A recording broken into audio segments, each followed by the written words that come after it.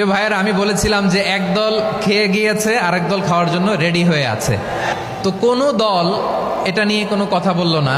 আপনারা এটাকে নিজের গায়ে যে মাখালেন, এটা ঠিক হয়নি। আর এই জাতীয় বার্তা যখন আমরা দেই, তখন যদি আপনি বলেন যে পারলে রাজনীতিতে আসেন, পারলে দল করে দেখান, এটা হইল? তো যশোরের প্রোগ্রামের এক ভিডিওর পেছনে আমাদের কিছু দিনী ভাইরা 6 বছর আগের এক অডিও ব্যাকগ্রাউন্ডে জুড়ে দিয়ে বিভ্রান্তি ছড়ানোর জন্য সোশ্যাল মিডিয়াতে ছড়িয়ে দিয়েছে। তো তাদের প্রতিও আমাদের কোনো রাগ নাই, ক্ষোভ নাই। তারা হয়তো দিনই তাকাদা থেকেই করেছে। বিশাল মাঠ। আমি তো বাংলাদেশের অলমোস্ট অধিকাংশ জেলায় গিয়েছি। এই এমসি কলেজের ময়দানের মতো মাঠ আমার চোখে আর পড়ে নাই বাংলাদেশ।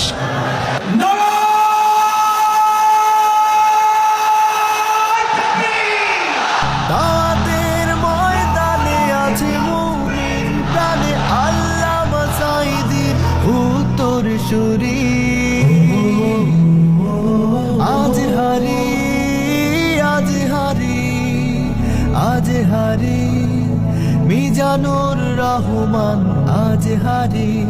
সিলেটের আলিয়া মাদ্রাসার যে ময়দান, সেখানে দীর্ঘ 33 বছর 34 বছর সরাসরি কোরআন থেকে তাফসির করে আপনাদেরকে শুনিয়েছেন এই ভূখণ্ডের তাফসির জগতের কিংবদন্তি শহীদ মরহুম আল্লামা দেলোয়ার হোসেন সাঈদী রাহিমাহুল্লাহ।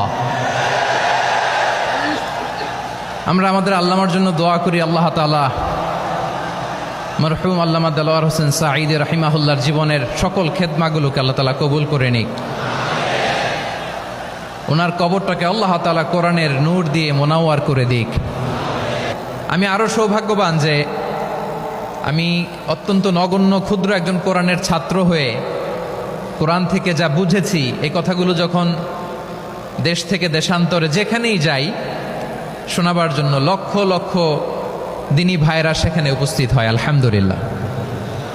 এবং যারা আসতে পারেন না, এরকম কোটি কোটি বনি আদম পরবর্তীতে সোশ্যাল মিডিয়ার কল্যাণে তারা কথাগুলো শোনেন, আলহামদুলিল্লাহ। আবার এমনও অনেক আছে যারা আমাদেরকে পছন্দ করেন না, তারাও ডায়েরি খাতা কলম নিয়ে, মোবাইল নিয়ে, ল্যাপটপ খুলে আমাদের আলোচনা শোনেন। আমি তাদেরকেও ভালোবাসি, কারণ আমার স্লোগান হচ্ছে হেরে যাবে ওদের হিংসা, ষড়যন্ত্র, জিতে যাবে আমাদের ভালোবাসা। যারা আমাদের বিরোধিতা করে, আমাদের ব্যাপারে ঘৃণা ছড়ায়, তাদের জন্য আমাদের বুক ভরা দরদ আর ভালোবাসা আছে না নাই?